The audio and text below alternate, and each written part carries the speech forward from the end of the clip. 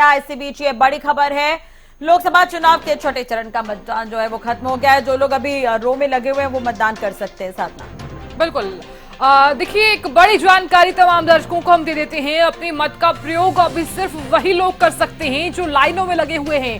तो प्रचंड गर्मी के बीच लोगों में एक अलग ही तरह का उत्साह यहाँ पर देखने को मिला। शाम 5 बजे तक 56% से ज्यादा मतदान हुआ है। तो बड़ी जानकारी, हरियाणा के सिरसा में सबसे ज्यादा वोटिंग हुई है। ये बड़ी जानकारी आप तक हम साझा कर रहे हैं। सिरसा में देखिए, हरियाणा में अगर हम बात कर ले तो शांतिपूर्ण तरीके से मतदान हुआ है। इधर सिरसा की अगर हम बात कर ले तो सिरसा में सबसे ज्यादा परसेंटेज रही है वोटिंग की। लेकिन इस बीच आपको यह भी बता देते हैं कि अब जो लोग सिर्फ लाइन में लगे हुए हैं, जो लाइन में खड़े हैं, वही अपने मत का प्रयोग कर सकते हैं, वही अपनी जिम्मेदारी को बखूबी निभा सकते हैं। तो इसी बीच ये बड़ी खबर है इस वक्त की, आपको बता दें मतदान प्रक्रिया जो है वो खत्म। अब जो रो में लगे हुए हैं वो मतदान कर सकते हैं।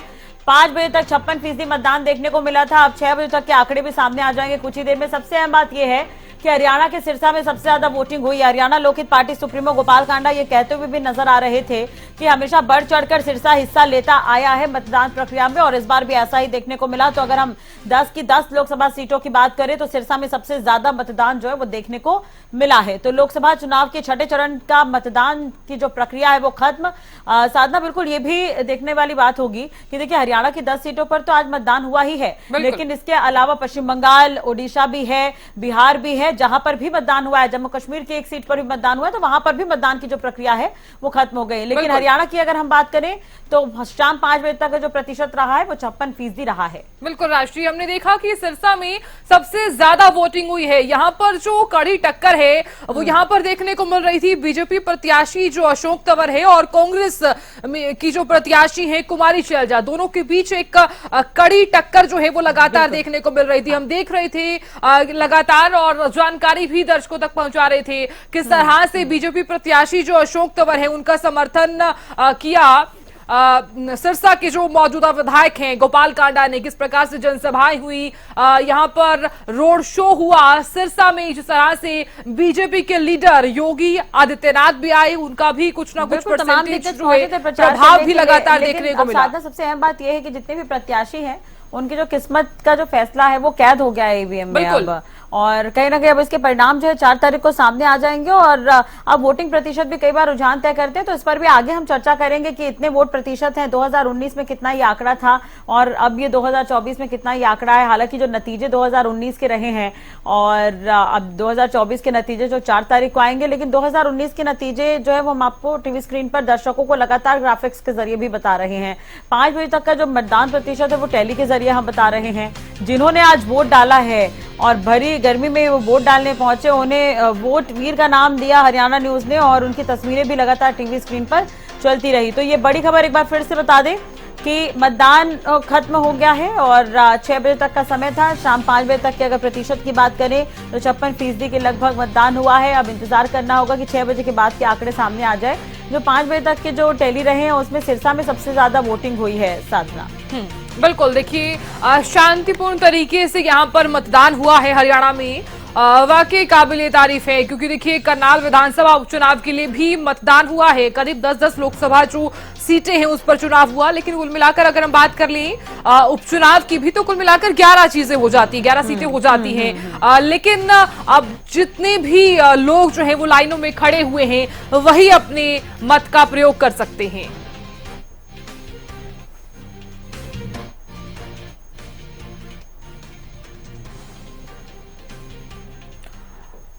तो देखिए, मेरे सहयोगी गगन भी लगातार बने हुए हैं, जानकारी लगातार वो दे रहे थे। ग्राउंड जीरो पर भी लगातार वो बने हुए हैं, जानकारी और अपडेट्स लगातार पहुंचा रहे हैं। गगन, जानकारी चाहूंगी, हालांकि अभी वोटिंग जो है वो बंद हो चुकी है। अब वोट सिर्फ वही दे सकते हैं जो लाइनों में खड़े हुए हैं।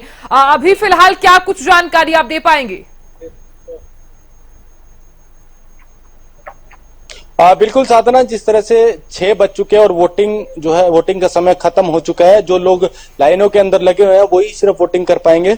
और तकरीबन जो है, जो ग्राउंड है, देखिए बात की जाए तो पोलिंग स्टेशन है वो अब खाली साफ तौर पर देखने को मिल रहे हैं, क्योंकि वोटिंग जो है हो चुकी है। और सुबह तकरीबन देखा गया कि सुबह के समय में ही अधिकतर जो है लोग जो अपनी वोट डालकर जा चुके हैं। कुरुक्षेत्र में बड़ा ही कांटे की टक्कर का मुकाबला जो है रहने वाला है। हरियाणा की 10 लोकसभा सीटों की बात की जाए तो काफी रोमांचक जो है अब की बार रहने वाला है, क्योंकि अब की बार जो है जो साइलेंट वोटर बहुत ज्यादा जो है देखने को मिल रहे हैं। क्योंकि हमने बातचीत भी जो है आम जनता से जो है करने की कोशिश की, लेकिन उनका साफ तौर पर उन्होंने बात करने से देखिए मना भी किया कि अभी वो अपने मत का इस्तेमाल अपने ढंग से करना चाहेंगे। वो क्योंकि साइलेंट वोट बहुत कुछ जो है बदल भी सकते हैं, इस तरह का माहौल जो है देखने को मिल रहा है। और अभी जिस तरह से 5 बजे तक का जो समय था वो 58% जो है वोटिंग हो चुकी थी। अभी कुछ ही देर के बाद जो है आंकड़े जो है सामने आ जाएंगे कि कितने 6 बजे तक जो है कितनी परसेंट जो है वोटिंग जो है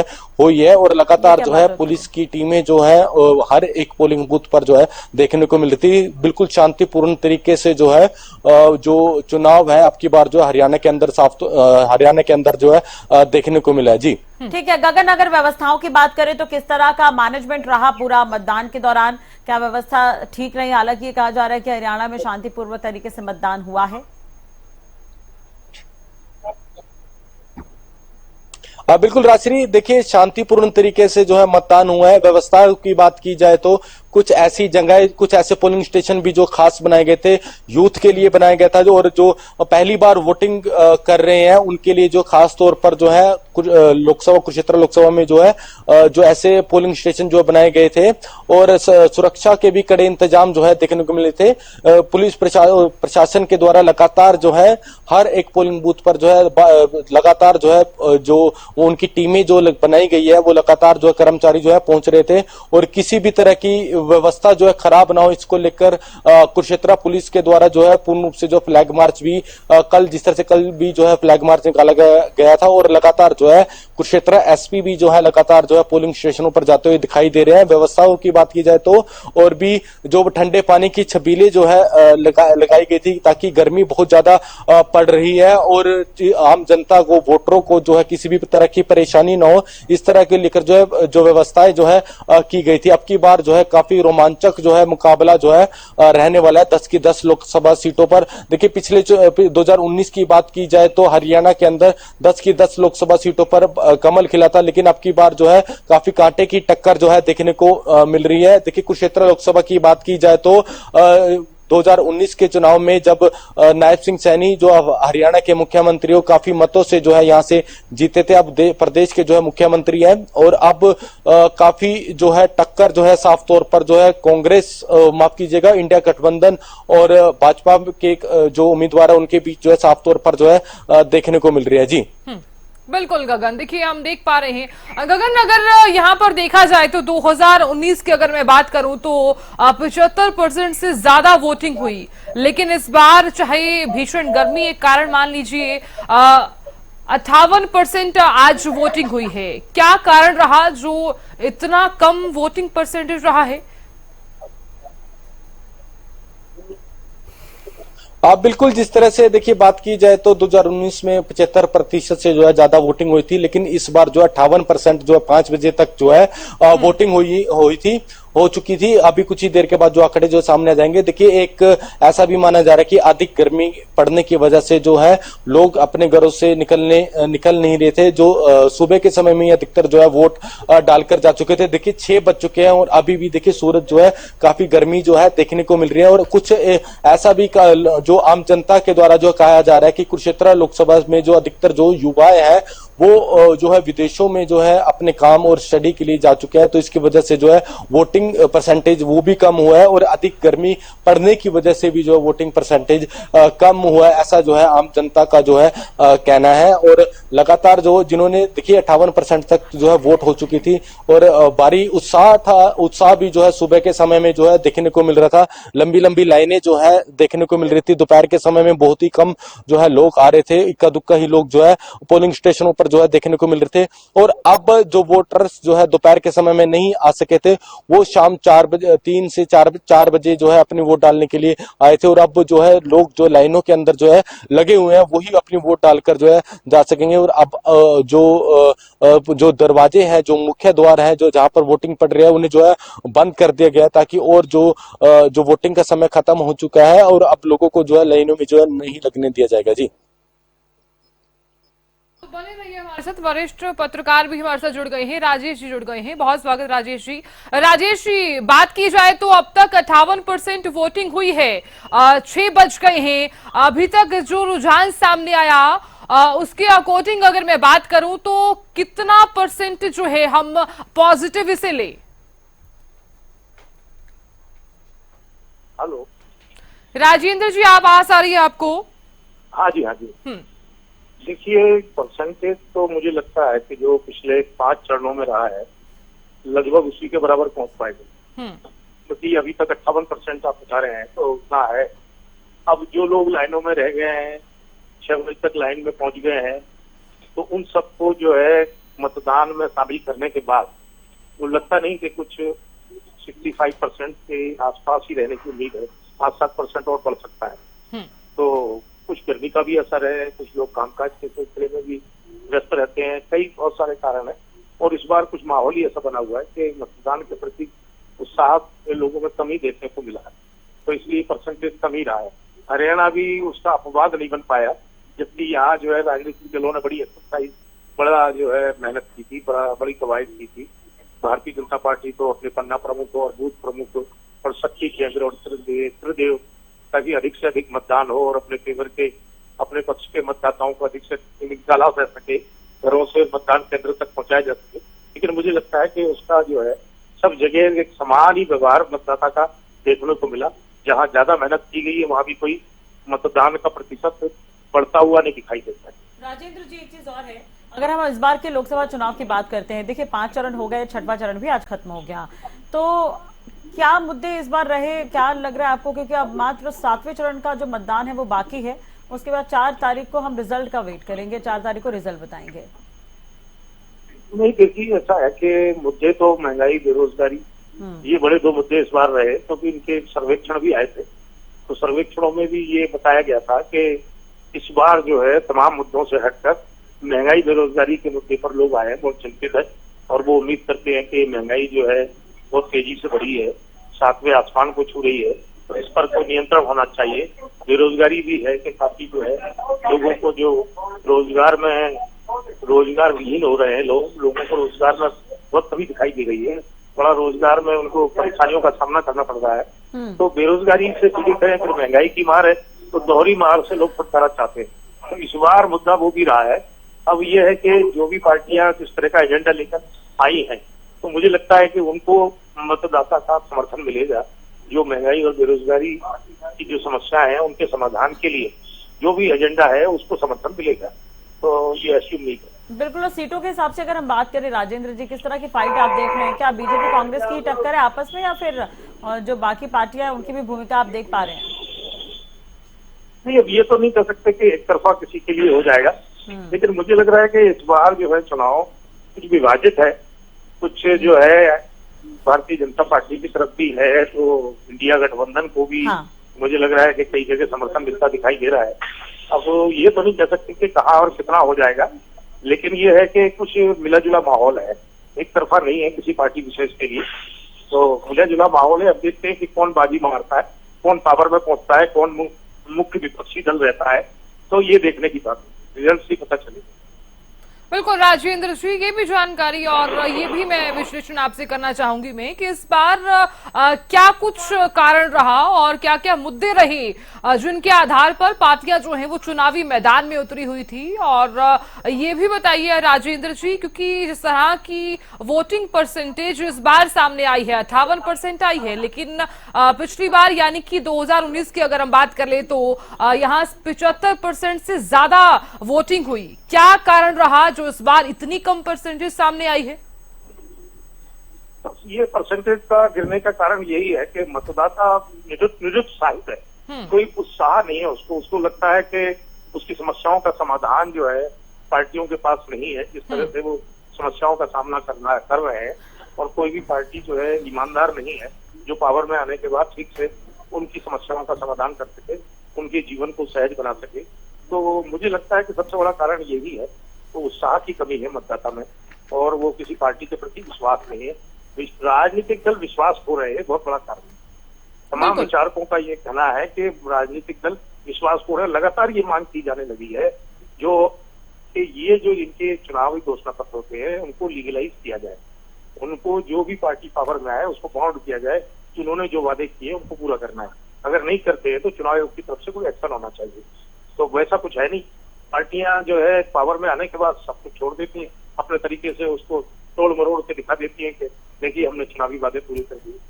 तो मतदाता का जो विश्वास घट रहा है उसके प्रति राजनीतिक दलों को खुद को चिंतित होना चाहिए कि ये मतदान प्रतिशत गिर रहा है, इसके पीछे निजी कारण ना हो, फिर राजनीतिक दल अपने आप में कारण कि वो जो विश्वसनीयता खो रहे हैं उनको फिर से उसको बहाल करने के लिए कुछ अपने व्यवहार में बदलना चाहिए। और चुनाव आयोग की तरफ से भी कुछ कानूनी कदम उठाए जाने चाहिए कि जो चुनावी घोषणा पत्र है जिस पावर पार्टी का, उसको इस तरह से लीगलाइज किया जाए कि अगर वो उसको पूरा नहीं करते कितने परसेंटेज तक, तो फिर उस पर क्या एक्शन हो, ऐसा कुछ उनको फैसला करना चाहिए। राजेंद्र जी, एक चीज और है, मोदी फैक्टर को कितना है मानते हैं इस बार के चुनाव में आप? नहीं, फैक्टर तो है पर वो उतना नहीं है। इस बार विभाजित हो गया, वो एक तरफा नहीं है। मैं कह रहा हूँ आपको कि ये चुनाव एक तरफा नहीं रहा। इस बार जो है विपक्ष को कुछ ना कुछ हद तक बढ़त मिलेगी। आपको कितनी मिलती बात अलग है, लेकिन वो पूरी तरह से एक तरफा जैसे 2014 और 19 में रहा वैसा नहीं है।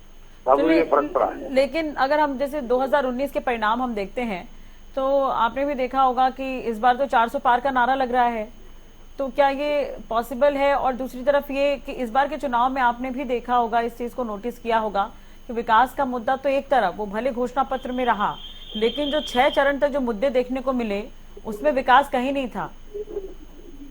नहीं, वो तो है ही। ये कि मतदाता को तो महंगाई और बेरोजगारी दो बड़े मुद्दे हैं, विकास के भी मुद्दे हैं। जो क्षेत्रीय मुद्दे होते हैं विकास के, वो भी जो सांसदों के थ्रू, केंद्र सरकार की योजनाओं के थ्रू जो विकास किया जाता है, उसमें मतदाता उम्मीद करता है कि सांसद जो है या जो पार्टी जिसके पार्टी को वो वोट दे रहे हैं वो उनकी इन विकास की जरूरतों को, अपेक्षाओं को वो पूरा करते कि नहीं करते। तो इस आधार पर ही फैसला हुआ है। इस बार जो है पूरी तरह से कोई वेव नहीं रही, कोई लहर नहीं रही कि कोई भावात्मक मुद्दा रहा हो। हालांकि इन्होंने बनाने का प्रयास बहुत किया है कि भाषणों में इस तरह के मुद्दे बनाए गए कि मतदाता भावुक हो जाए और भावुकों को वोट करे, लेकिन ऐसा इस बार नहीं दिखाई देता। अगर वो इनको सफलता मिलती इस तरह से तो निश्चित तौर पर मतदान प्रतिशत बढ़ता हुआ दिखाई देता, लेकिन वैसा नहीं हुआ। जैसा अन्य राज्यों में हुआ है और अन्य चरणों में हुआ है, वैसा ही हरियाणा में और छठे चरण में देखने को मिला है कि मतदान का परसेंटेज वो लगभग एवरेज ही रहा है, जैसा कि और राज्यों में रहा। जी बिल्कुल राजेंद्र, आप बने रहिए। देखिए मेरे सहयोगी भी बने हुए हैं, प्रदीप आपसे जानकारी चाहूंगी मैं, इस बार क्या फैक्टर देखने को मिला? क्योंकि जिस तरह से हम देख रहे थे, चाहे कोई भी पार्टी हो, चाहे वो बीजेपी हो, चाहे कांग्रेस हो, चाहे वो इनेलो हो, चाहे वो जेजेपी हो, तमाम पार्टियां जो हैं लगातार जीत को लेकर काफी ज्यादा दावे कर रही थी कि इस बार 10 की 10 लोकसभा जो सीटें हैं वो हमारे ही पाले में आएंगी। लेकिन अभी फिलहाल आप ग्राउंड जीरो पर हैं, जमीनी स्तर पर हैं, अभी क्या माहौल नजर आ रहा है? क्योंकि वोटिंग को लेकर हम देख पा रहे हैं कि 58% जो है अब तक वोटिंग हो चुकी है। बिल्कुल, देखिए जब हर पार्टी जब चुनाव में आती है तो उस वक्त कहीं ना कहीं दावे पेश करती है कि इस बार हम जीत हासिल करेंगे, इस बार हम जीत हासिल करेंगे। लेकिन अब की बार जो तमाम समीकरण देखने को मिले हैं वो पिछली बार की बजाय बिल्कुल उसके अपोजिट कह सकते हैं मिले हैं, क्योंकि अब की बार कुछ तो जो वोटर है वो देखने को मिला कि इंटरेस्ट कम ले रहा था, क्योंकि जो वोटिंग जो कम हुई है कहीं ना कहीं वो देखने को मिली है कि वोटिंग परसेंटेज अगर बात करें तो वो भी कम हुई है। उसके पीछे कई कारण भी लगाए जा सकते हैं, इसके पीछे कयास भी कई लगाए जा रहे हैं कि एक तरफ गर्मी की वजह भी हो सकती है और दूसरी तरफ अब की बार जो मुकाबला रहा है भाजपा और कांग्रेस पार्टी का, आमने सामने रही है। पहले का दौर अलग था कि एक मोदी लहर थी और एक तरफ कहीं ना कहीं जो वोटर था वो एक ही तरफ जा रहा था, लेकिन अब की बार कई फैक्टर सामने आए हैं। अब की बार कड़ा मुकाबला हुआ है। क्षेत्रीय दलों की अगर मैं बात करूं तो क्षेत्रीय दल जो उनके ऊपर अब की बार जो वोटर है, मतदाता है, उन्होंने विश्वास कहीं ना कहीं कम कर दिया है। करने का अब की बार काम किया है। और अब की बार जो रहा है समीकरण वो दोनों पार्टियों का रहा है, भाजपा वर्सेस कांग्रेस। जी बिल्कुल प्रदीप, आप बने रहिए। गगन भी लगातार बने हुए हैं, मेरे सहयोगी कुरुक्षेत्र से लगातार जानकारी भी साझा कर रहे हैं। गगन, अभी फिलहाल देखिए हम लगातार कुरुक्षेत्र से आपसे जानकारी ले रहे थे। आप अब फिलहाल ये बताइए कि भीषण गर्मी के बीच जो है लोग अपनी जिम्मेदारी निभाने के लिए पहुंचे हुए थे। इस बार अगर हम बात करें तो व्यवस्थाएं किस प्रकार से देखने को मिली, क्या किस प्रकार की कोई कमी भी आज देखने को मिली?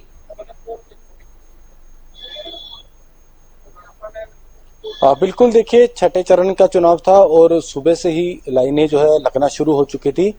7 बजे से पहले ही जो वोटर्स हैं वो लाइनों में आ चुके थे। और व्यवस्थाओं की बात की जाए तो व्यवस्था पूर्ण रूप से देखिए कुछ इलाकों में की जो बुजुर्ग आ रहे थे उनके लिए व्हील चेयर नहीं थी, वो उन्हें जो है ऑटो रिक्शा की मदद से जो है पोलिंग स्टेशन तक जो अंदर तक लाया जा रहा था। और लेकिन जो है हॉस्पिटल का स्टाफ था, सरकारी स्टाफ, वो मौके पर मौजूद था, पानी की व्यवस्थाएं जो है की गई थी। अब की बार जो है कड़ा ही टक्कर का मुकाबला जो है देखने को मिल रहा है 10 की 10 लोकसभा सीटों पर, क्योंकि जिस तरह से बात की जाए तो पिछले 2019 के चुनाव की बात की जाए तो 10 की 10 लोकसभा सीटें भाजपा के खाते में गई थी, लेकिन इस बार जो है मुकाबला काफी टक्कर का जो है देखने को मिल रहा है। आम जनता से जो बातचीत जो है हमारी हुई है, उनका एक तरफ जो भाजपा के कार्यकर्ता थे जो भाजपा को वोट कर रहे थे, उनका कहना है कि जो भाजपा के काम किए गए उनको देखते हुए वो वोट डाल रहे हैं। जिस तरह से उन्होंने बताया कि आयुष्मान कार्ड की बात की जाए, बिना खर्ची बिना पर्ची की बात की जाए, और दूसरी तरफ जो इंडिया गठबंधन के जो दो विपक्ष जो और पार्टियों को जो वोट डाल रहे हैं, तो उनका कहना था कि जो अब की बार जो मुद्दे जो है रहने वाले हैं वो रोजगार के मुद्दे रहने वाले हैं और महंगाई के मुद्दे रहने हैं। इन मुद्दों को लेकर जो अब की बार जो है वो अपनी वोट का इस्तेमाल जो है कर रहे हैं। देखिए पहले के मुकाबले अब की बार जो है 2024 के चुनाव में वोट परसेंटेज काफी कम जो है 5 बजे तक जो है देखने को मिला है। पिछली बार जिस तरह से 75% से काफी हो गया था वोट परसेंटेज, लेकिन अभी 5 बजे तक जो है 58% ही हो पाया है।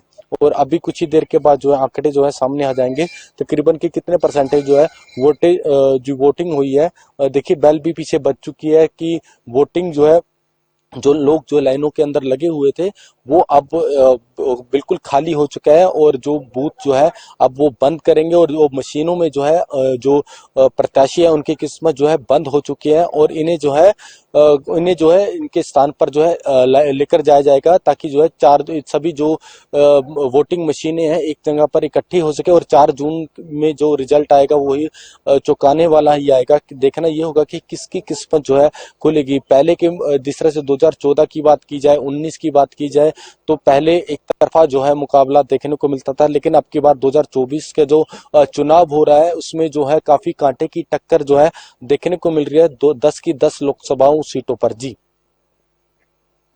हमारे साथ जुड़े हुए हैं, उनसे भी बातचीत कर लेते हैं। राजेंद्र जी, देखिए इस बार का जैसा कि हम इससे पहले हम मुद्दे को लेकर हम जिक्र कर रहे थे, मोदी वर्सेस इंडिया गठबंधन को किस तरह से देख रहे हैं आप? देखिए ऐसा है कि इंडिया गठबंधन ने एक तरह से एकजुटता की है और उन्होंने ये तय किया कि भारतीय जनता पार्टी और मोदी सरकार को प्राप्त करने के लिए वोटों का जो विभाजन है उसको रोका।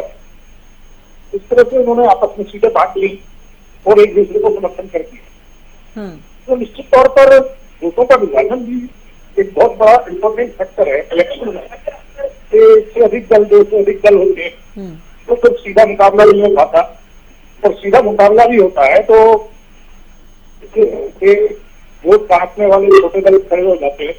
तो इस बार जिस तरह से उन्होंने गठबंधन बना के और सीटों का बंटवारा किया है उससे अब ये है कि जहां भी जिस सीट पर अगर वो भारतीय जनता पार्टी का मुकाबला कोई कैंडिडेट कर रहा है तो उसके साथ सभी दलों की ताकत लगी हुई। तो एक तो ये फैक्टर है। दूसरा ये है कि मोदी सरकार के लगातार 10 साल हो गए, जिसमें फिर एंटी इनकम्बेंसी फैक्टर भी अपना काम करता ही है। चाहे वो सरकार कितनी भी मुस्तैदी से काम करे, लेकिन फिर भी कोई न कोई ऐसे कारण पैदा हो जाते हैं जिसमें मतदाता के मन में कुछ नाराजगी पैदा होती है।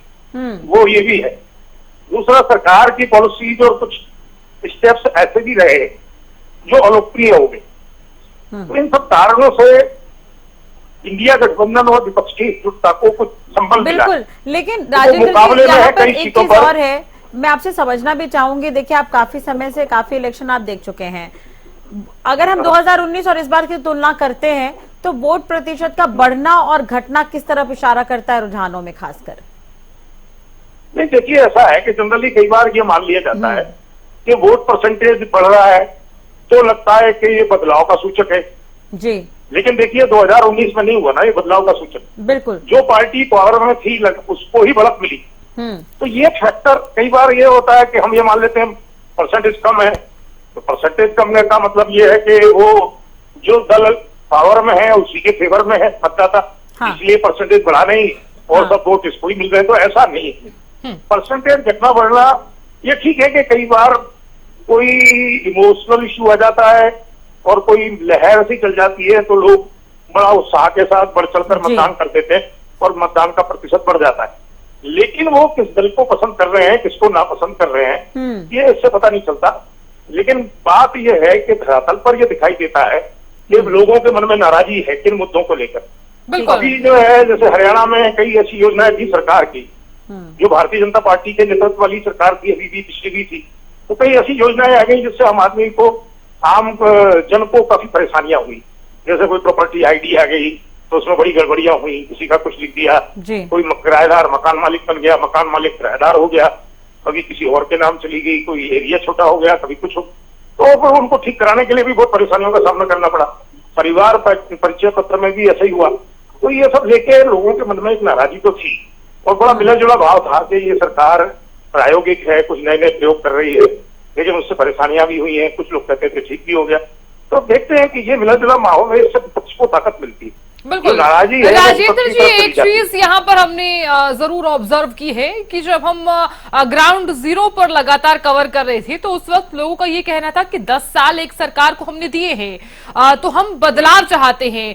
तो क्या लग रहा है कि इस बार बदलाव जो है वो यहाँ पर देखने को मिलेगा? लेकिन कुछ लोगों से हमने जब बात की तो उनका ये भी कहना था कि हम वोट ही नहीं देंगे। तो क्या लग रहा है कि इस बार अगर परसेंटेज कम हुई है तो कुछ परसेंटेज में ऐसे भी लोग हैं जो वोट डालने ही नहीं पहुंचे हैं? आप देखिए कि कुछ सुस्ती का माहौल तो है, उसको हम उसका कारण मौसम को भी मान सकते हैं। कुछ ये भी है, उनको लगता है कि सब पार्टियां एक जैसी हैं, वो कुछ करती नहीं है, कोई ठीक से काम नहीं करती, जनता की अपेक्षाओं पर खरी नहीं उतरती। तो यही सब कारण हो सकते हैं। नाराजगी तो है मतदाताओं के मन में।